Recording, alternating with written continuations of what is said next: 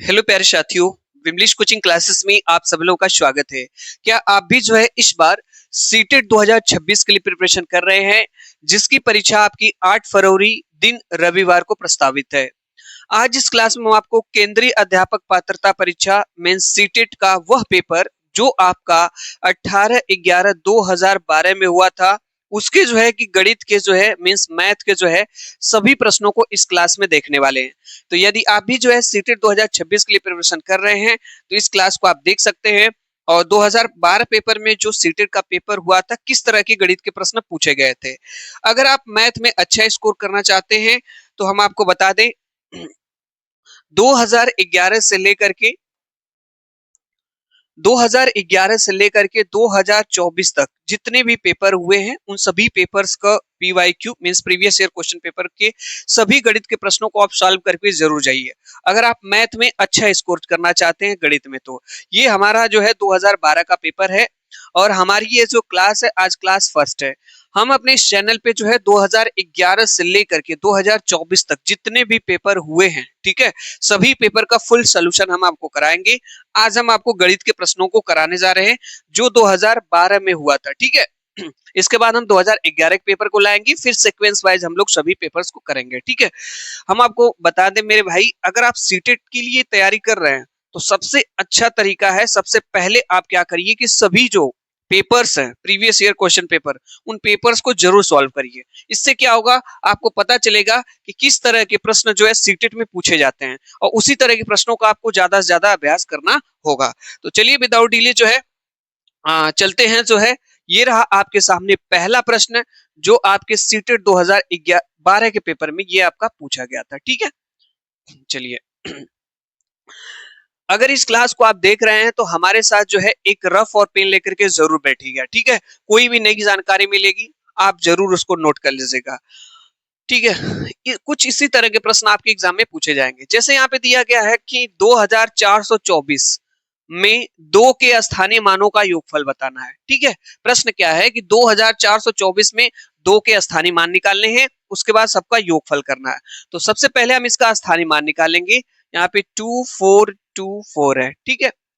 देखिए, स्थानीय मान आप बचपन में सीखे होंगे क्लासेस में, कैसे स्थानीय मान निकाला जाता है। ये आपका इकाई का स्थान होता है, और ये क्या है, दहाई है। ये क्या है, सैकड़ा होता है। ये क्या है, किस स्थान, हजार होता है, ठीक है। यानी इंग्लिश में इसको वंस, टेंस, हंड्रेड, थाउजेंड करेंगे। तो यहाँ पे अगर दो का स्थानीय मान निकालना है तो दो गुणे दहाई का मतलब कितना हो जाता है, 10 का गुणा करेंगे। अगर दहाई है तो 10 का गुणा कर लेंगे, तो यहाँ से दो का स्थानीय मान 20 हो गया, ठीक है। सेम उसी तरीके से यहाँ पे भी दो दिखाई दे रहा है, यहाँ पे देखिए, इसका भी स्थानीय मान निकालेंगे तो दो गुणे, ठीक है, हजार का मतलब कितना होता है, 1000 इक्वल टू दो का गुणा कर लीजिए इसमें तो हो जाएगा दो, और ये 000 है तो 000 कर लेंगे। इतना समझ में आपको आ गया होगा, ठीक है। इसके बाद क्या कर रहा है कि स्थानीय मान तो निकालिए, लेकिन उनका क्या करिए, योगफल करिए। योगफल का मतलब होता है जोड़ना, तो सबको जोड़ लेते हैं। देखिए, यहाँ पे 2000 है तो 2000 लिख लेंगे, 20 है तो 20 लिख लेते हैं, जोड़ लेते हैं, प्लस कर लेंगे। जीरो हो जाएगा, दो हो जाएगा, जीरो हो जाएगा, दो हो जाएगा। यानी हमारा आंसर 20 आ गया, ठीक है। ये किसी ऑप्शन में है। यहाँ पे देखिए ऑप्शन नंबर आपका कौन सा सही है। सही ऑप्शन आपका देखिए ऑप्शन नंबर 4 हो जाएगा, 20 यहाँ पे दिया गया है। बहुत ही सिंपल तरीके से ये लगा लेंगे। हम आपको बता दें, इस तरह का प्रश्न आपके सीटेट एग्जाम में पूछा जाता है। चलिए, ये रहा आपके सामने अगला प्रश्न। इसको आप लोग बताएंगे कैसे लगाएंगे हम लोग। ये रहा दूसरा प्रश्न। चलिए, तो जो भी मेरे भाई सीटेट 2026 के लिए प्रिपरेशन कर रहे हैं वो लोग इस क्लास को जरूर देखें। क्या ये प्रश्न आपको आ रहा है, तो जरूर इसको सॉल्व करिए। यहाँ पे देखिए प्रश्न क्या क्या है कि 12 और 16 का न्यूनतम सार्वगुणज, यहाँ पे गुणे 10 और 15 का न्यूनतम सार्वगुणज बराबर है। अब आप कहेंगे सर पूछा क्या गया है प्रश्न में, आप कहेंगे सर न्यूनतम सार्वगुणज क्या होता है। देखिए, न्यूनतम का मतलब होता है कम से कम, ठीक है। सार्वगुणज का मतलब ये हो जाएगा यहाँ पे जो है, तो जब भी आपसे न्यूनतम सार्वगुणज कहेगा, इसका मतलब आप समझ लीजिएगा उसकी ल से निकालना है। क्या निकालना है, इसका है एलसीएम की बात कर रहा है। किसकी बात कर रहा है, एलसीएम की बात कर रहा है। न्यूनतम सार्वगुणज मतलब लसा। यहाँ पे देखिए दिया गया है 12 और 16 का न्यूनतम सार्वगुणज, मीन्स 12 और 16 का क्या निकालेंगे, लसा निकालेंगे। तो यहाँ पे देखिए 12 हो गया, यहाँ पे 16 हो गया, इसका हम लोग लसा निकालते हैं। सबसे पहले इसका प्राइम फैक्टराइजेशन करेंगे, चलिए करते हैं। 2 से कैंसिल करेंगे, 2 छक्के के 12, यहाँ पे 2 आठे 16 हो जाएगा। फिर 2 से कैंसिल करेंगे, 2 तिहाई 6 हो जाएगा, 2 चौको 8 हो जाएगा। फिर 2 से कैंसिल करेंगे, 3 हो जाएगा, 2 दूना 4 हो जाएगा, ठीक है। फिर हम यहाँ से 2 से कैंसिल कर लेंगे, यहाँ 3 हो जाएगा, यहाँ पे 1 हो जाएगा। फिर 3 से कैंसिल कर लेंगे, यहाँ पे 1 हो जाएगा, यहाँ पे 1 हो जाएगा। अब इसका हमें क्या निकालना है, एलसीएम निकालना है। तो हम लोग क्या करेंगे, यहाँ से लिखेंगे एलसीएम बराबर, तो कितना है भाई, 2 2 कितनी बार है, 4 बार है, तो 2 गुणे 2 गुणे 2 गुणे 2, 4 बार गुणे 1 बार 3 हो जाएगा। गुणा कर लेते हैं, 2 दूना 4, 4 दूना 8, 8 दूना 16, 16 तिया कितना हो जाएगा, 48 हो गया। यानी 12 और 16 का जो सार्वगुणज है, न्यूनतम सार्वगुणज कितना आ गया, 48 आ गया। सेम प्रोसेस यहाँ पे देखिए कह रहा है 10 और 15 का न्यूनतम सार्वगुणज, तो यहाँ पे 10 लिखिए, यहाँ पे 15 लिखिए, इसका भी सार्वगुणज हम लोग निकालेंगे। कैंसिल करते हैं 2 से, देखिए 2 पांचे 10 हो गया, 15 हो गया, ठीक है। फिर किससे कैंसिल होगा, 3 से होगा, 5 हो गया, 3 पांचे 15, फिर 5 से 1 हो गया, 1 हो गया। अब इसका भी हम लोग एलसीएम निकाल लेंगे यहाँ पे, तो इसका जो एलसीएम हो जाएगा हमारा बराबर 2 गुणे 3 गुणे 5, यानी कि 3 दूना 6 पांचे 30 हो गया। 3 दूना 6 पांचे कितना हो गया, 30 हो गया। अब यहाँ पे देखिए प्रश्न में कहा क्या है कि 12 और 16 का न्यूनतम सार्वगुणज, तो बताइए 12 और 16 का न्यूनतम सार्वगुणज कितना है, 48 आया है, तो आप कहेंगे सर 48 हो गया, ठीक है। उसके बाद यहाँ पे ब्रैकेट बंद है, आप ब्रैकेट क्लोज कर लीजिए, फिर गुणे का साइन है। फिर कह रहा है यहाँ पे 10 और 15 का न्यूनतम सार्वगुणज, तो 10 और 15 का न्यूनतम सार्वगुणज कितना आ गया, 30 आ गया। तो हम लोग यहाँ पे 30 का गुणा कर लेंगे, ठीक है। चलिए गुणा कर लेते हैं, 0 हो जाएगा, 3 वाटे कितना हो जाएगा, 24 हो जाएगा, 4 3 12 और 2 कितना हो जाएगा, 14 हो जाएगा, 1440 आ जाएगा हमारा आंसर। देखिए किसी ऑप्शन में है, यहाँ पे देखिए 1440 दिया गया है। तो जब भी प्रश्न में न्यूनतम सार्वगुणज की बात करेगा, आप नोट कर लीजिए दिमाग में, जैसे फीड कर लीजिए, लस निकालिएगा उसका, ठीक है, लस। चलिए नेक्स्ट क्वेश्चन पे चलते हैं। ये रहा आपके सामने अगला प्रश्न, इसको आंसर आप बताएंगे क्या होगा। प्रश्न क्या पढ़ा, पूछा गया है भाई हमसे कि गुणनफल 140 गुणे 101 में क्या जोड़ा जाए जिससे कि जो है 1441 हो जाए, यानी 14,414 प्राप्त हो, ठीक है। प्रश्न में कह रहा है 140 गुणे 101 में क्या जोड़ा जाए कि जिससे 14,414 प्राप्त हो, ठीक है, 14,414 हो। तो देखिए जब भी इस तरह का प्रश्न आए तो बिल्कुल घबराना नहीं है, परेशान नहीं होना है। देखिए हम आपसे अगर एक प्रश्न पूछे तो इसका आंसर आप बताइए। जैसे हमें आपसे कह दे कि 3 में क्या जोड़ा जाए, ध्यान से समझिएगा, जोड़ा जाए कि 4 हो जाए, आप लोग इसका आंसर बताइए। ये प्रश्न हम आपसे पूछ रहे हैं, 3 में क्या जोड़ा जाए कि 4 हो जाए। आप कहेंगे सर 3 में अगर 1 जोड़ देंगे तो 4 हो जाएगा। आपने क्या कहा, 3 में सर अगर आप 1 जोड़ दे, एक अगर ये जोड़ देंगे तो सर 4 बन जाएगा। तो ये एक आया कैसे है, आप बताने के लिए तो बता दिए कि सर 3 में 1 जोड़ दिया जाए तो 4 हो जाएगा, लेकिन ये वास्तव में 3 आता कैसे है, जब हम इस 4 में से 3 को घटाते हैं, इस 4 में से 3 को घटाते हैं, तभी ये पता चलता है कि 1 जोड़ना है। क्या कर रहा है, 1 जोड़ना है। तो सेम प्रोसेस यहाँ पे कहा है, इसमें क्या जोड़ दिया जाए कि ये प्राप्त हो जाए, तो जो बाद वाला दिया रहता है इसमें से इसको घटा लेंगे, क्या कर लेंगे, घटा लेंगे। तो हम लोग क्या करेंगे, यहाँ पे ध्यान से समझिएगा, ये हमारा डाटा दिया है 4, ये इसमें से किसको घटाना है, दूसरा है, इसमें से किसको घटाना है, इसको घटाना है, तो पहले इसका गुणा कर लीजिए कहीं पे। तो कहेंगे सर पहले मल्टीप्लाई करेंगे हम लोग, तो चलिए मल्टीप्लाई कर लीजिए, 140 में कितने का, 101 का मल्टीप्लाई कर लेते हैं। 1 का मल्टीप्लाई इसमें करेंगे तो 1 0 0, यहाँ पे 4, यहाँ पे क्या हो जाएगा, 1 हो जाएगा, ये 0 हो जाएगा, ये 0 हो जाएगा, ये भी क्या हो जाएगा, 0 हो जाएगा। मल्टीप्लाई करेंगे यहाँ पे तो फिर वही आ जाएगा 0 4 1 सबको जोड़ लीजिए। तो 0 हो जाएगा, 4 हो जाएगा, 1 हो जाएगा, 4 हो जाएगा, 1 हो जाएगा। मतलब जब इसका हमने गुणा किया तो हमें ये डाटा मिला। ठीक है, ये मिला। अब इसी को इसके नीचे लिख देंगे। कितना है भाई? 14140। क्या कर लीजिए? घटा लीजिए। जैसे यहाँ पे हम घटा रहे हैं तो 4 हो जाएगा, 11 में से 4 जाएगा, 7 हो जाएगा। ठीक है, ये इसको कैरी दे दिया था, एक 3 बचेगा, 3 में से एक जाएगा, 2 बचेगा, यहाँ 0 हो जाएगा, यहाँ पे 0, 274 आ जाएगा। ठीक है, 274 हमारा आ जाएगा। किसी ऑप्शन में है यहाँ पे देखेंगे 274 दिया गया है। तो जब भी इस तरह का प्रश्न पूछा जाए तो आपको जो है बाद वाला जो डाटा दिया जाए, किसमें क्या जोड़ा जाए, तो ये हो जा, तो आपको बाद वाले डाटा में से जो है घटा लेना उसको। ठीक है, जो बाद वाला अंक दिया रहेगा। नेक्स्ट क्वेश्चन पे चलते हैं। ये रहा आपके सामने अगला प्रश्न। इसका आंसर आप बताएंगे क्या होगा। प्रश्न यहाँ पे है कि संख्या 100 के सभी गुणनखंडों का योगफल है। बहुत ही अच्छा प्रश्न है, हम इसको बहुत ही सिंपल तरीके से आपको बताएंगे। ठीक है, इस तरह का प्रश्न आएगा तो आपसे कभी गलत नहीं होगा। कह रहा है कि संख्या 100 के सभी गुणनखंडों का योगफल है। तो पहले ये जो 100 दिया है ना जी, ये जो 100 दिया है, पहले इसका अभाज्य गुणनखंड कर लीजिए ऐसे। ठीक है, बताइए किससे कैंसिल होगा? सबसे स्मॉलेस्ट डिजिट 2 से कैंसिल होगा कि नहीं? 2 से कटेगा कि नहीं? आप कहेंगे हाँ सर 2 से कैंसिल हो जाएगा। 2 से कैंसिल करेंगे, 2 पांचे 10, 0। फिर 2 से कैंसिल करेंगे, यहाँ पे कितना हो जाएगा? 25। फिर ये 2 से नहीं कैंसिल होगा, 5 से होगा सर। 5 से कैंसिल करेंगे, पचवा 25। फिर 5 से करेंगे तो 5 से कम 5 हो जाएगा। तो जहां पे 100 है उसको हम लिख सकते हैं 2 गुड़े 2 गुड़े 5 गुड़े 5, ऐसे लिख सकते हैं। आपको पता है यहाँ पे इसके कुछ नहीं तो पावर 1 पावर 1 पावर 1 पावर 1 रखेंगे। ठीक है, आपको ये पता होगा कि अगर दोनों का सेम मतलब बेस आधार सेम है तो पावर को जोड़ देते हैं। ठीक है, यदि दोनों का आधार सेम है तो अगर गुणे के रूप में तो पावर ऐड कर देते हैं। इसको लिख सकते हैं 2 के पावर 2 गुणे, इसको लिख सकते हैं 5 के पावर 2 लिख सकते हैं।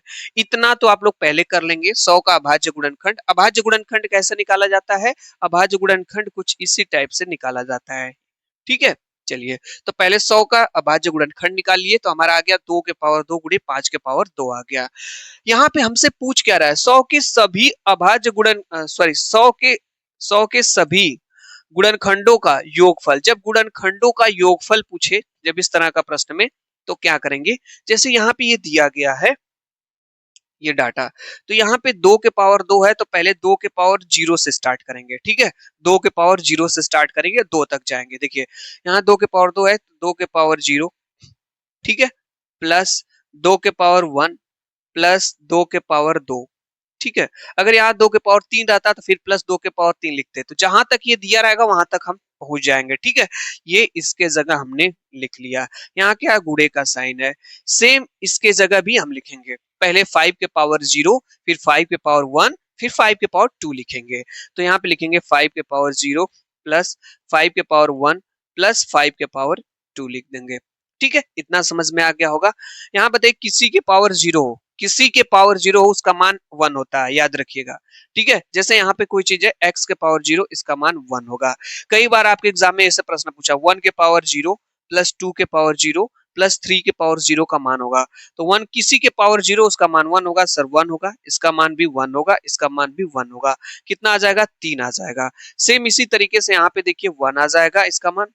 यहाँ 2 के पावर 1 का मतलब 2 हो जाएगा, 2 के पावर 2 का मतलब 2 का 2 में 2 बार गुणा, 2 दूना कितना हो जाएगा? 4 हो जाएगा।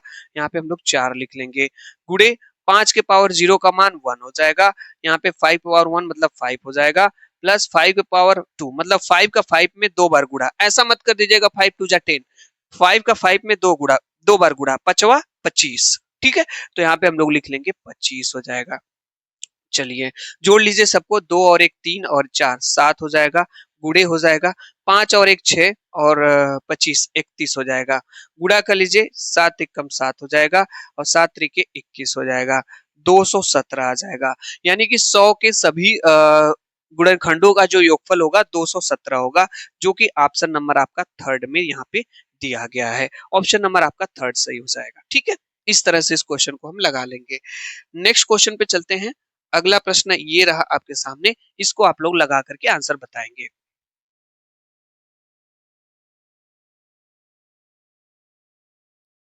चलिए प्रश्न पढ़ते हैं भाई अच्छे से। किसी दिन 6:14 AM से 8:02 PM तक घंटों तथा मिनटों की संख्या है। बहुत ही सिंपल प्रश्न है। देखिए परेशान नहीं होना है प्रश्न को देख करके कि हमको नहीं आ रहा है, और प्रश्न को स्किप भी नहीं करना है। प्रश्न को पढ़ना है, समझना है, ठीक है। थोड़ा सा अगर आप डीप थिंकिंग कर लेंगे ना, तो क्वेश्चन को आप लगा ले जाएंगे। देखिए प्रश्न क्या कर रहा है, 6:14 AM की बात कर रहा है, ठीक है, AM की। फिर कह रहा है 8:02, यहाँ पे PM की बात कर रहा है, AM PM की बात कर रहा है। तो कह रहा है कि घंटे और मिनट के बीच में क्या समय है।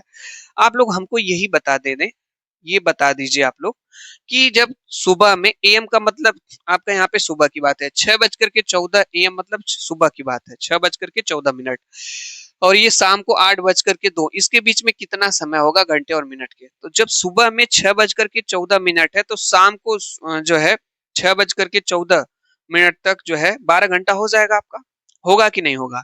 जैसे सुबह में 6:14 है, फिर शाम में जो है हो जाएगी 6:14, तो 12 घंटा हो जाएगा कि नहीं।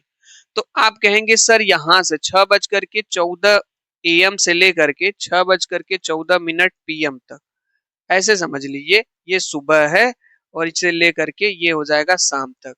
इसके बीच में आप देखेंगे 12 घंटा हो जाएगा, यहाँ से यहाँ तक 12 घंटा हो जाएगा। तो आप कहेंगे सर यहाँ तक तो 12 घंटे हो गए, कब तक, जब 6:14 AM से 6:14 PM तक। फिर उसके बाद देखिए मेरे भाई, आप फिर उसके बाद कितने बजे तक जाना है, 8 बजे तक जाना है, तो घटा लीजिए इसमें से 8:02 है, ठीक है, 6:14। इधर आपको पता है ये आपका मिनट होता है और ये क्या होता है आपका घंटा होता है, हावर्स होता है, मतलब ये M है और ये क्या होता है H होता है। अब बताइए 2 में से 14 जाएगा तो आप कहेंगे सर नहीं घटेगा, तो हमेशा ये घंटे में इसको जो है 1 घंटा इसको ये उधार दे देगा, कितने घंटे, 1 घंटे। तो यहाँ पे 8 है तो कितना हो जाएगा, यहाँ पे 7 हो जाएगा, और 1 घंटा में कितने मिनट, 60 मिनट, तो यहाँ पे 60 और 2 मतलब यहाँ पे कितना हो जाएगा, इसके जगह आपका 62 हो जाएगा। क्या हो जाएगा, 62 हो जाएगा। देख लेते हैं यहाँ पे, तो यहाँ पे आपका 62 हो गया और यहाँ पे आपका कितना हो जाएगा, 7 हो जाएगा। अब 62 में से 14 को घटाइए तो 12 में से 4 जाएगा तो कितना हो जाएगा, 8 हो जाएगा, और यहाँ पे 5 में से 1 जाएगा तो 4 हो जाएगा, ठीक है। यहाँ 7 में से 6 जाएगा तो 1 हो जाएगा, ठीक है। तो 1 घंटा 48 मिनट और आपने देखा 6:14 से 6:14 शाम तक 12 घंटे हो गए। फिर उसके बाद 6:14 से शाम को जो इसके और इसके बीच में कितना समय हो जाएगा, 1 घंटा 48 मिनट हो जाएगा। तो 12 घंटा ये और 1 घंटा 48 मिनट और टोटल कितना हो गया, 12 और 1 मिलकर के 13 घंटा, 13 घंटे 48 मिनट आपका समय हो जाएगा, ठीक है। तो किसी ऑप्शन में है यहाँ पे, हाँ सर यहाँ पे दिया गया, देखिए 13 घंटे 48 मिनट, आपका ऑप्शन नंबर 3 से हो जाएगा। ये आप अपने से खुद कैलकुलेशन कर सकते हैं, कैलकुलेट कर सकते हैं, ठीक है, बहुत ही सिंपल प्रश्न। ये आपके पास अगला प्रश्न है। प्रश्न है कि 2/3 में कितने 1/6 हैं। जब भी इस तरह का प्रश्न आए तो बिल्कुल परेशान नहीं होना है, हम आपको एक तरीका बता दे रहे हैं। जैसे हम आपसे पूछें कि 6 में कितने 2 हैं, ठीक है, 6 में कितने 2 हैं, तो कुछ नहीं करना होता है, जो बाद वाला टर्म होता है उसमें इसका भाग दे देते हैं, मतलब 6 में किसका भाग दे दें, 2 का भाग दे देंगे, कितना आ जाएगा, 3 आ जाएगा। सेम वही चीज यहाँ 2/3 में कितने 1/6 है, तो 2/3 को पहले आप लिख दीजिए अपान भाग, ये भागे का साइन होता है। अरे भाई भागे का साइन, ये भी भाग का साइन होता है, ये भी भाग का साइन होता है, ये भी होता है, फ्रैक्शन है फिर भी भाग ही तो होता है। जैसे आप खुद समझिए, जैसे यहाँ पे 4 है, इसमें 2 का भाग देना है, 2 दूना कितना हो जाएगा 4, फिर भी आंसर कितना है, 2 बार भाग गई। यहाँ पे भी देखिए 4/2 है तो कितना आंसर आता है, 2 दूना 4 तब भी आता है। यहाँ पे देख लीजिए 4/2 है तब भी 2 ही आता है, तो तीनों भाग का ही साइन होता है। तो 2/3 यहाँ पे लिख लिए, अपान में किसका भाग दे दें, 1/6 का, तो 1/6 का भाग दे लीजिए।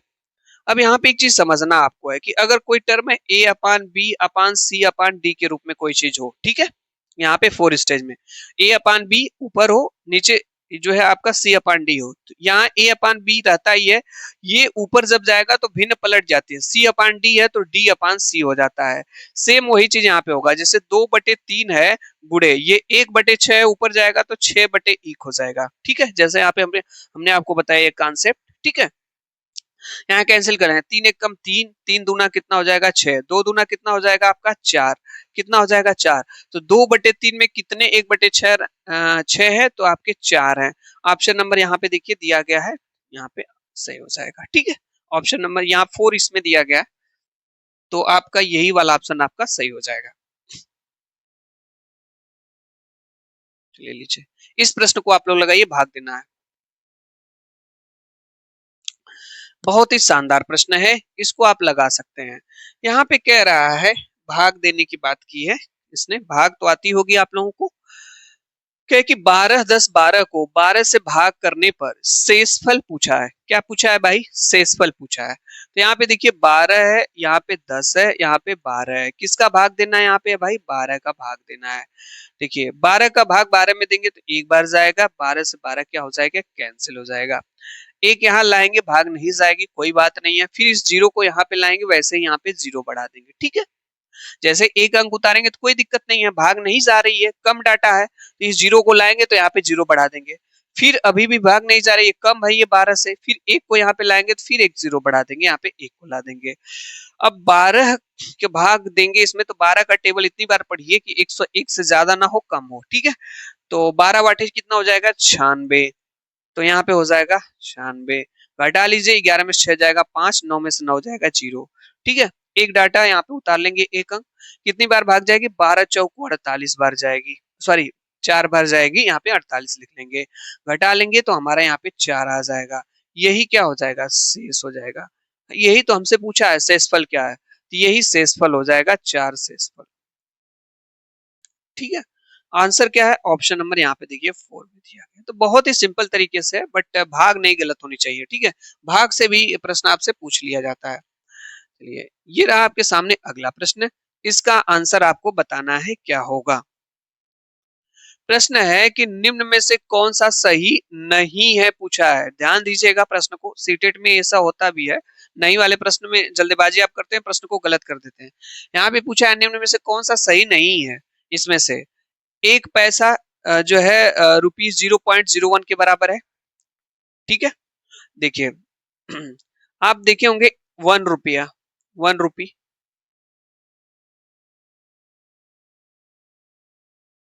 1 रुपये में कितना पैसा होता है? 100 पैसा होता है, 100 पैसा होता है। ठीक है, अब आप एक काम करिए, जो है इसको आप इधर लाइए, ये इधर मान लीजिए इनटू में इधर आएगा तो 1 अपान क्या हो जाएगा? 100 हो जाएगा। ऐसे लिखते रहेंगे, बराबर क्या इधर बचेगा? 1 पैसा बचेगा। तो जब इसका इसमें भाग देंगे तो कितना? 0.01 आ जाएगा, बराबर 1 पैसा। मतलब ये आपका सही है, मतलब इसमें कोई दिक्कत नहीं है। एक और आधा दर्जन, एक और आधा दर्जन 18 होता है, तो एक में 12 होता है कोई चीज, प्लस आधा दर्जन मतलब 6, बराबर 18 दिया है, मतलब ये भी सही है, कोई दिक्कत नहीं है। 1 मिलीमीटर बराबर 0.1 सेंटीमीटर। तो देखिए आपको याद होना चाहिए, जैसे आप इसको याद कर लीजिएगा, जैसे इसे हम आपको बता दें, इससे एक प्रश्न आपका डेफिनेटली पूछा जाता है। ये जो है पहले होता है मिलीमीटर, क्या होगा? मिलीमीटर, 1 मिनट भाई,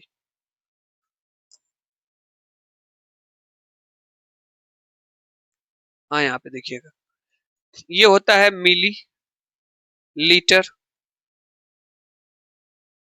फिर होता है डेसीलीटर,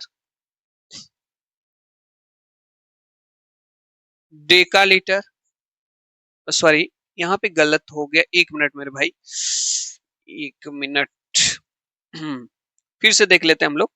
यहाँ पे देखिए आप, मेजरमेंट आपको याद होना चाहिए, मिलीलीटर, सेंटीलीटर, डेसीलीटर। ठीक है, क्या है? Millilitre, centilitre, decilitre, litre, डेकालीटर, hectolitre, hectolitre, फिर आपका क्या होता है किलोलीटर। बस आपका ये बदलता रहेगा, जैसे लीटर की जगह मीटर हो जाएगा, ये सारी चीजें होती रहती हैं। तो इसका जो सही आंसर आपका हो जाएगा ऑप्शन नंबर 4, ये गलत है। ऐसा क्यों? यहाँ पे देखिएगा आप लोग, जैसे यहाँ पे 3 लीटर है, तो आपको पता है ना 1 लीटर में कितने लीटर में, 1 लीटर में आपका 1 लीटर में, जैसे यहाँ पे देखिए ऑप्शन में क्या दिया है, 3 लीटर 30 मिलीलीटर, 330 मिलीलीटर के बराबर है। मतलब ये 3 लीटर और 30 मिलीलीटर जो है 330 मिलीलीटर के बराबर है। मतलब ऐसा क्या है, चेक करते हैं। तो 1 लीटर में आपका होता है आपका 1000 मिलीलीटर, क्या होता है, मिलीलीटर होता है। तो आप बताइए 3 लीटर में, 3 लीटर में कितना हो जाएगा, 3000 मिलीलीटर, 3000 कितना हो जाएगा, मिलीलीटर। तो 3 लीटर, 3 लीटर की जगह 3000 मिलीलीटर ये हो गया, प्लस 30 ये हो गया। तो जब इसमें 30 जोड़ेंगे हम, तो यहाँ पे 0 हो जाएगा, 3 हो जाएगा 0, मतलब 30 आ जाएगा, ठीक है। लेकिन यहाँ पे 330 ही दिया है, तो इस हिसाब से आपका यही क्या है, सही नहीं है। बाकी ये बाकी सभी सही है आपके यहाँ, ठीक है, ये भी सही है, ये भी सही है, ये भी सही है, लेकिन ये सही नहीं है। तो ये आप याद कर लीजिए, ठीक है, ये बहुत ज्यादा इंपॉर्टेंट है, इससे एक प्रश्न आपका आना है। अब आप कहेंगे सर कैसे किए, ध्यान से देख लीजिए। जैसे 1 लीटर में 1000 मिलीलीटर होता है, तो 3 लीटर में कितना हो जाएगा, 3000 मिलीलीटर, 3000 मिलीलीटर ये और 30 मिलीलीटर ये, तो 3000 मिलीलीटर में 30 मिलीलीटर जोड़ेंगे, तो यहाँ पे 3030 ऐसे लिखेंगे, 30 हो जाएगा, 3030। लेकिन यहाँ पे 330 दिया है, तो ये गलत है ना। तो इस तरह से ऑप्शन नंबर 4 आपका हो जाएगा, ठीक है। चलिए नेक्स्ट क्वेश्चन पे चलते हैं। ये रहा आपके सामने अगला प्रश्न। ये बहुत ही शानदार प्रश्न है, इसका आंसर आप बताएंगे, लगाने का प्रयास करेंगे।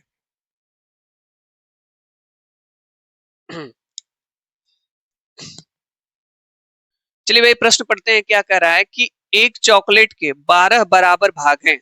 मंजू ने इसका 1/4 भाग अंजू को, इसका 1/3 भाग सुजाता को और इसका 1/6 भाग फिजा को दिया। मंजू के पास अब कितने चॉकलेट बचे हैं? देखिए सिंपल सा प्रश्न है। एक चॉकलेट के 12 बराबर भाग हैं, कितने भाग हैं, बराबर हैं, ठीक है। कुल टोटल कितने हैं, 12 हैं, ये देख लिया आपने। कह रहा है मंजू ने इसका 1/4 भाग अंजू को, ठीक है। मंजू जो है इसको डिस्ट्रीब्यूट कर रही है, ठीक है। किसको दे रही है, अंजू को दे रही है। किसका, ये जो चॉकलेट है इसका 1/4, 1/4 का मतलब 1/4 होता है, ध्यान से समझिए। 1/4 का मतलब 1/4 भाग किसको मिल रहा है, अंजू को मिल रहा है। तो 4 एकम 4, 4 3 12, मतलब 3 भाग। 3 भाग कितना हो जाएगा, 1/4 का मतलब 3 हो गया आपका, जो है किसको मिल गया, अंजू को मिल गया। इसके बाद कह रहा है इसका 1/3 भाग सुजाता को दे रही है। 12 भाई है टोटल, ठीक है। मंजू डिस्ट्रीब्यूट कर रही है, अंजू को दिया 1/4 भाग, मतलब कितना मिला उसको, 3 भाग मिला उसका, ठीक है। फिर सुजाता को, सुजाता को कितना मिल रहा है, 1/3। तो यहाँ पे सुजाता को कितना मिल रहा है, लिख लेते हैं। सुजाता को कितना है भाई, 12 है। इसका कितना मिल रहा है, 1/3, 3 चौक को 12, मतलब यहाँ पे 4 भाग हो जाएगा, उसको मिल गया, ठीक है। फिर कह रहा है कि इसका 1/6 भाग किसको मिला, फिजा को। तो चलिए फिजा को भी दे देते हैं भाई चॉकलेट। तो फिजा को हो जाएगा 12 गुणे 1/6, 2, टोटल कितना हो जाएगा। तो बात ये कही गई है कि मंजू ने जब सबको चॉकलेट डिस्ट्रीब्यूट कर दिया, तो उसके पास कितने चॉकलेट शेष बचे हुए हैं। तो बताइए 3 4 और 4 3 7 और 2, 9 भाग तो उसके खत्म हो गए, ठीक है। 9 पोर्शन, तो 12 टोटल थे, इसमें से 9 खत्म, बचे कितने, 3। यही आंसर हो जाएगा। तो आंसर है ऑप्शन में, यहाँ पे देख रहे हैं 3 दिया गया है, यहाँ पे दिया गया, ये वाला ऑप्शन आपका सही हो जाएगा, ठीक है। ये हो जाएगा 3, ठीक है। 3 किसको, अंजू को, 4 सुजाता को, 2 फिजा को, टोटल आपका 9 गया, बचा कितना, 12 में से 9, 3 बच जाएगा, ठीक है। लीजिए इस प्रश्न को आप बताएंगे, इसका आंसर क्या होगा। बहुत ही शानदार प्रश्न है, आंसर आपको बताना है क्या होगा। प्रश्न है कि एक संतरे का मूल्य 2.5 रुपया। बहुत ही शानदार प्रश्न भाई, संतरा 2.5 रुपया मिल रहा है, बहुत सस्ता हो गया संतरा क्या, नहीं सस्ता नहीं है, प्रश्न में सस्ता है कि एक संतरे का मूल्य 2.5 रुपया। तो हाँ उस समय रहा होगा, 2012 का पेपर है भाई, तो उस समय एक संतरे का मूल्य 2.5 रुपया रहा होगा। तो एक संतरा ₹2.5 लिख लें, ₹2.5। हाँ सर लिखिए, ₹2.5 तो लिख दिए। आप कहेंगे सर ₹2.5 मतलब क्या लिखेंगे, 2.5, और इसको लिख सकते हैं 5/2, मतलब 5 का आधा ही होता है ₹2.5। एक संतरे का मूल्य इतना है, तो 3.5 दर्जन संतरों का मूल्य कितना दर्जन भाई, 3.5 दर्जन। 3.5 दर्जन का मतलब क्या है भाई, 3 दर्जन और आधा दर्जन। 3.5 का मतलब क्या बोलेंगे, 3 दर्जन और आधा दर्जन। तो आपको पता है एक दर्जन में कोई वस्तु कितनी होती है, 12 होती है। एक दर्जन में कोई वस्तु कितनी होती है, 12 होती है। तो 3 दर्जन में कितना होगा, आप कहेंगे सर 3 दर्जन में कोई चीज हो जाएगी 36। एक दर्जन में 12 होती है, 3 दर्जन में 36 हो जाएगी। तो 3.5 दर्जन, 3.5 दर्जन का मतलब ये है कि आधा दर्जन और 3 दर्जन तो हो गया, और 3.5 दर्जन मतलब आधा दर्जन और। तो आधा दर्जन जब और यहाँ पे करेंगे तो आधा दर्जन मतलब कितना, 6। एक दर्जन 12, 3 दर्जन तो 36 हो जाएगा। आधा दर्जन कितने का होता है भाई, पूरा दर्जन 12 का होता है, तो आधा दर्जन 6 का होगा। तो टोटल कितना हो जाएगा, 6 6 12 और 3 1 4 मतलब 42। तो 3.5 दर्जन का मतलब कोई चीज उसमें टोटल कितना हो जाएगी, 42 हो जाएगी। तो बताइए हमको कि एक संतरे का दाम आपका ₹2.5 है, तो ₹2.5 मतलब 5/2 है। तो कितने संतरे आएंगे 3.5 दर्जन में, आप कहेंगे 3.5 दर्जन में सर 42 संतरे आएंगे। तो 42 संतरे, एक संतरा कितने का मिल रहा है, 5/2 का। तो 42 संतरे कितने का मिलेंगे, यहाँ पे गुणा कर देंगे, ठीक है। चलिए, 2 एकम 2, 2 दूना 4, 21, 21 में 5 का गुणा कर लीजिए। तो ₹105 के जो है 3.5 दर्जन आपके संतरे मिलेंगे। ऑप्शन में है यहाँ पे देखिए 105, ऑप्शन नंबर आपका सेकंड हो जाएगा। बहुत ही सिंपल प्रश्न है, व्यवहारिक क्वेश्चन आपसे पूछे जाते हैं, लगा सकते हैं आप, ठीक है। नेक्स्ट क्वेश्चन पे चलते हैं। ये रहा आपके सामने अगला प्रश्न। लगाएं प्रश्न, बहुत ही शानदार प्रश्न है, लगाने का प्रयास करेंगे।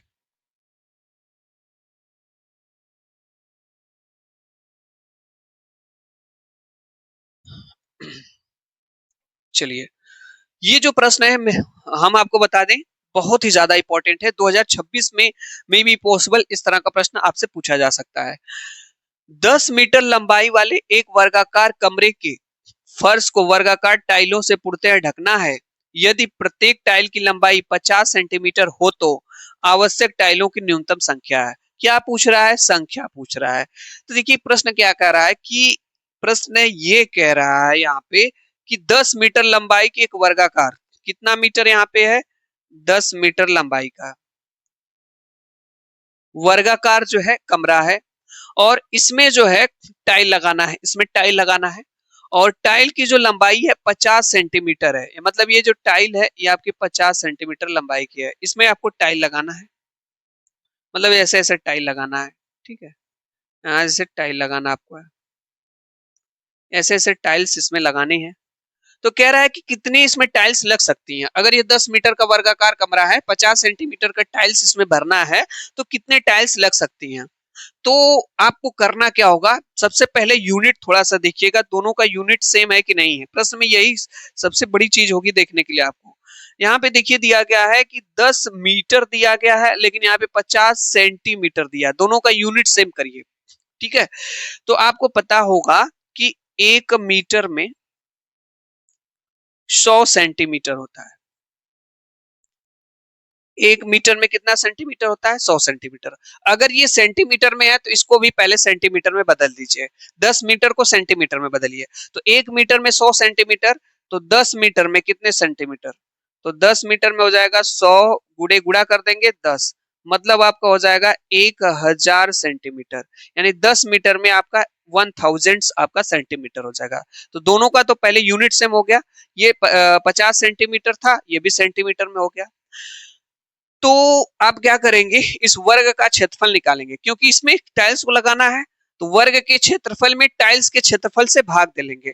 तो आपको पता है वर्ग का क्षेत्रफल क्या होता है, आप कहेंगे सर वर्ग का क्षेत्रफल का जो फार्मूला होता है वो होता है साइड का स्क्वायर, मतलब भुजा का स्क्वायर होता है, ठीक है। तो इसकी भुजा कितनी हो जाएगी 10 मीटर। 10 मीटर का मतलब सेंटीमीटर में हमने बदल लिया, आज कितना आ गया 1000 सेंटीमीटर आ गया। तो अगर 1000 सेंटीमीटर ये है तो 1000 ए बी होगा, 1000 ए बी सब साइड्स 1000 होंगी। तो वर्ग का क्षेत्रफल क्या होता है साइड का स्क्वायर, तो मतलब 1000 इंटू 1000 कर लेंगे।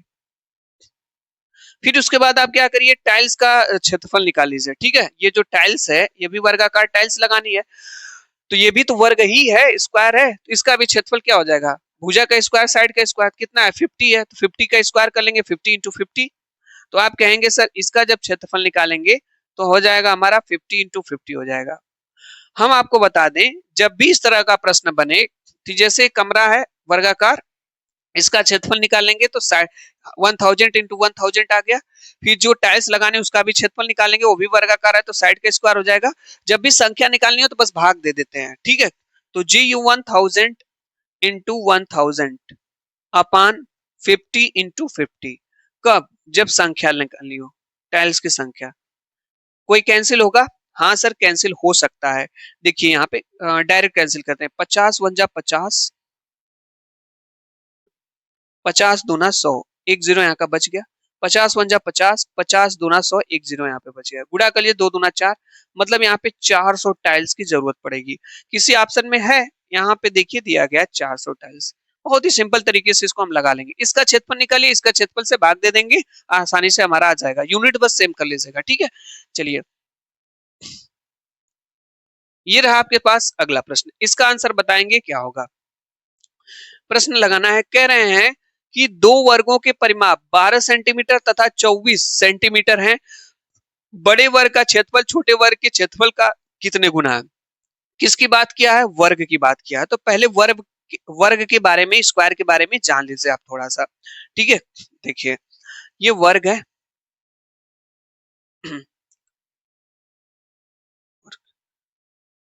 वर्ग में क्या होता है कि इसकी जो चारों भुजाएं होती हैं वो आपस में क्या होती हैं बराबर होती हैं, और इसका जो प्रत्येक कोण होता है वो 90 डिग्री का होता है। प्रत्येक कोण 90 डिग्री, और इसकी चारों साइड्स आपस में बराबर होती है। मान लीजिए इसकी कोई साइड ए है तो ये भी ए हो जाएगा, ये भी ए हो जाएगा, ए भी हो जाएगा। और वर्ग का परिमाप जान लीजिए, वर्ग का जो परिमाप होता है इसका फार्मूला होता है 4a। ठीक है, क्या होता है 4a। इसके बाद जो वर्ग का क्षेत्रफल होता है, वर्ग का क्षेत्रफल का जो फार्मूला होता है साइड का स्क्वायर होता है। ये दोनों बहुत ही ज्यादा इंपॉर्टेंट है, इसी पे क्वेश्चन आपका लग जाएगा। अब जो प्रश्न कह रहा है कि दो वर्गों के परिमाप जो है, दो वर्ग हैं। ठीक है, हमारे पास एक पहला वर्ग है और एक हमारे पास दूसरा वर्ग है। दो वर्ग है हमारे पास। पहले वर्ग का परिमाप 12 सेंटीमीटर है, तो बताइए पहले वर्ग का फार्मूला 4a होगा, तो 4a बराबर कितना लिखेंगे 12। ठीक है, यहाँ से a1 रख लीजिए इसको, तो यहाँ से हो जाएगा a1 इक्वल टू हो जाएगा 4/12, मतलब ये इसकी साइड्स आ गई 3 आ गई। सेम वही कह रहा है, दूसरे वर्ग का जो परिमाप है 24 है, तो यहाँ पे लिख लेंगे इसका भी परिमाप का फार्मूला सेम होगा, यहाँ पे a2 बस दिखा दीजिए। तो हमारा हो जाएगा a2 बराबर हो जाएगा 24/4, कैंसिल कर देंगे तो a2 बराबर कितना आ जाएगा 6 आ जाएगा। दोनों जो है वर्ग का हमें भुजा मिल गई। ठीक है, इसका साइड 3, इसके साइड 6 हो जाएगा। तो कह रहा है कि बड़े वर्ग का क्षेत्रफल, तो दोनों का क्षेत्रफल निकालिए।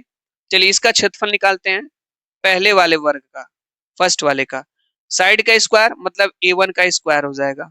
ठीक है, तो मतलब हो जाएगा 3 3 9। दूसरे का क्षेत्रफल निकाल लीजिए यहाँ से, तो दूसरे का क्षेत्रफल निकालेंगे तो यहाँ पे हो जाएगा a2 का स्क्वायर, मतलब हो जाएगा 6 का स्क्वायर, मतलब 36 हो जाएगा। तो कह रहा है बताइए कौन है, दूसरा वाला बड़ा हो जाएगा, इसका क्षेत्रफल 36 आ गया, इसका क्षेत्रफल 9 आ गया। तो कह रहा है कि बड़े वर्ग का क्षेत्रफल छोटे वर्ग के क्षेत्रफल का कितना गुना है। तो देखिए 9 चौको 36 कितना गुना हो जाएगा 4 गुना हो जाएगा। तो आसानी से लग जाएगा आपका क्वेश्चन, ये हो जाएगा 4 गुना। पहले दोनों का परिमाप का फार्मूला है, परिमाप से साइड निकल जाएगी, फिर क्षेत्रफल निकाल लीजिए, क्षेत्रफल का फार्मूला लगा करके आप आसानी से इसको लगा लेंगे। ठीक है, चलिए नेक्स्ट क्वेश्चन पे चलते हैं, अगले प्रश्न पे। ये रहा आपके सामने अगला प्रश्न, इसको आप लोग लगाएंगे। ठीक है, ये प्रश्न आप लगाएं, इसका आंसर क्या होगा।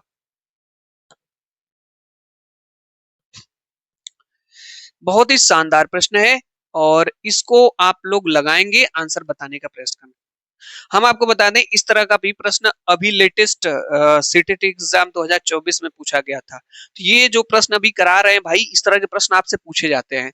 कह रहा है कि किसी आयताकार बक्से की आंतरिक लंबाई, चौड़ाई और ऊंचाई क्रमशः 10 सेंटीमीटर, 8 सेंटीमीटर, 6 सेंटीमीटर है और यहाँ पे दिया गया है 6240 सेंटीमीटर घनों को पैक करने में कितने बक्सों की आवश्यकता है।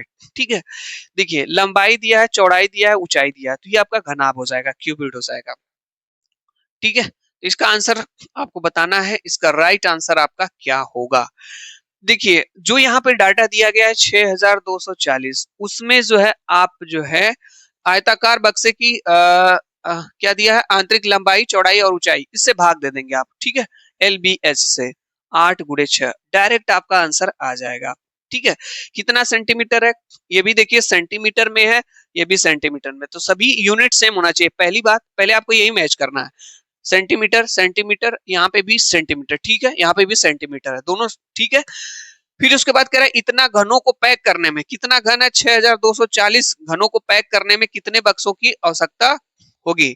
तो इसमें जो है आप जो है उसे भाग देंगे 10 इंटू 8 इंटू 6 से। तो चलिए कैंसिल कर लेते हैं इससे हम। पहले 2 से कैंसिल करते हैं, 2 5 10, यहाँ से कैंसिल करेंगे, 2 तिहाई 6, 2 1 कम 2, 2 दूना 4 हो जाएगा। ठीक है, फिर 2 से कैंसिल करेंगे, 2 तिहाई 6 हो जाएगा, फिर इस 2 को कैंसिल करेंगे, यहाँ पे 2 1 कम 2 हो जाएगा, फिर 2 5 10 हो जाएगा, 2 छक्का 12, यहाँ पे 0 हो जाएगा। फिर देखिए 2 से कैंसिल करेंगे, 2 चौको 8 हो जाएगा, फिर इसको कैंसिल करते हैं, 2 7 14, फिर 2 2 7 14, फिर 2 8 16, यहाँ पे 0 हो जाएगा। फिर देखिए कैंसिल होगा, हाँ सर कैंसिल होगा, 2 से 2 दूना 4, फिर इसको कैंसिल करिए, 2 तिहाई 6 हो जाएगा, फिर उसके बाद 2 9 18 हो जाएगा, फिर यहाँ पे 0 हो जाएगा, फिर 2 से कैंसिल होगा, 2 1 कम 2 हो जाएगा, फिर 2 से 2 1 कम 2 हो जाएगा आपका, फिर 2 9 18 हो जाएगा, 2 5 10 हो जाएगा। तो ऊपर कितना आ गया, 195, नीचे 5 गुणे 3 अभी भी बचा हुआ है। ठीक है, देखिए कट रहा है, किसी से कैंसिल हो रहा है कि नहीं हो रहा है, कैंसिल हो जाएगा। ठीक है, 5 से 5 तिहाई 15 हो जाएगा, 5 9 45, फिर 3 से 3 एक कम 3, फिर 3 एक कम 3, 3 एक कम 3, कितना आंसर आ गया, 13। क्या हो जाएगा, 13 आंसर इसका हो जाएगा, जो कि ऑप्शन नंबर आपका सेकंड में यहाँ पे दिया गया है। यहाँ पे ऑप्शन नंबर आपका सेकंड हो जाएगा। तो इस तरह से इसको हम लोग लगा लेंगे और इस तरह का प्रश्न आपसे पूछा जाता है। ये लीजिए आपके पास अगला प्रश्न है, ये भी बहुत ही शानदार प्रश्न है, इसका आंसर आपको बताना है क्या होगा। 4 और 1/3 समकोण में कितनी डिग्रियों की संख्या है, कितनी डिग्रियों की संख्या है। तो यहाँ पे कह रहा है कि 4 और 1/3 कितने की बात किया है, 4 और 1/3 की बात किया है, 1/3 की बात किया, 1/3 समकोण। ठीक है, तो आसानी से इसको लगा सकते हैं। ठीक है, तो समकोण कितने का होता है, एक समकोण कितने डिग्री का होता है, आप कहेंगे सर 90 डिग्री का होता है।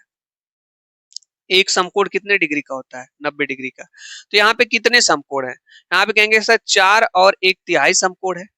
तो एक समकोण अगर 90 का है तो पहले 4 समकोण देखिए कितने का हो जाएगा, कहेंगे सर 4 समकोण बराबर हो जाएगा 90 गुणे 4, मतलब 360 का हो जाएगा। 1/3 मतलब 1/3 को भी देख लीजिए, 1/3 समकोण कितने का हो जाएगा,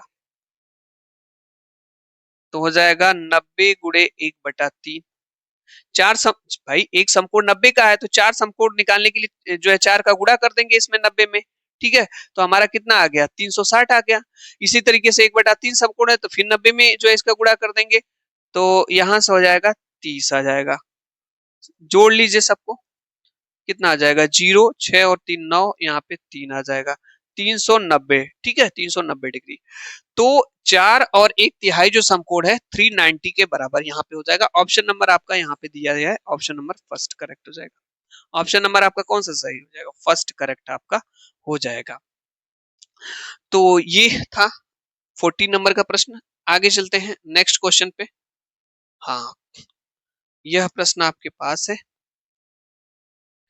कह रहा है कि 15 नंबर का प्रश्न है कि आकृति में प्रत्येक वर्ग की भुजा 1 सेंटीमीटर है छायांकित भाग का क्षेत्रफल होगा। तो चूंकि चित्र तो भाई दिया ही नहीं गया है, अगली क्लास में इस प्रश्न को देखेंगे। आगे के जो 2012 पेपर के जो बचे हुए प्रश्न हैं उसको हम अगली क्लास में लाएंगे।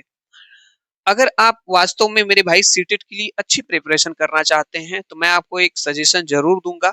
आप प्रीवियस ईयर क्वेश्चन पेपर जो सीटेट के हैं 2011 से लेकर के 2024 तक जितनी भी परीक्षाएं हुई हैं उन पेपर्स को जरूर देखिए। हम अपने इस चैनल पे अभी स्टार्ट किए हैं। आज हम आपको 2012 का पेपर कराए हैं। अगर एक रफ कॉपी आप बना लीजिए, कोई भी नई जानकारी मिले आप नोट करते चलिए, ठीक है। सभी पेपर्स हमारे इस चैनल पे आपको मिल जाएंगे। डेली आपको जो है मैथ की क्लास मिलेगी आपको, उसके बाद सीडीपी की भी, हिंदी की भी। अगर ये क्लास मेरे भाई आपको थोड़ी सी भी अच्छी लगी हो तो हमारे इस channel English coaching classes channel को सब्सक्राइब करके हमारे इस चैनल से जुड़ जाइए। क्लास देखने के लिए आप लोगों का बहुत बहुत धन्यवाद। Thank you so much. बाकी नेक्स्ट मिलते हैं नेक्स्ट क्लास में।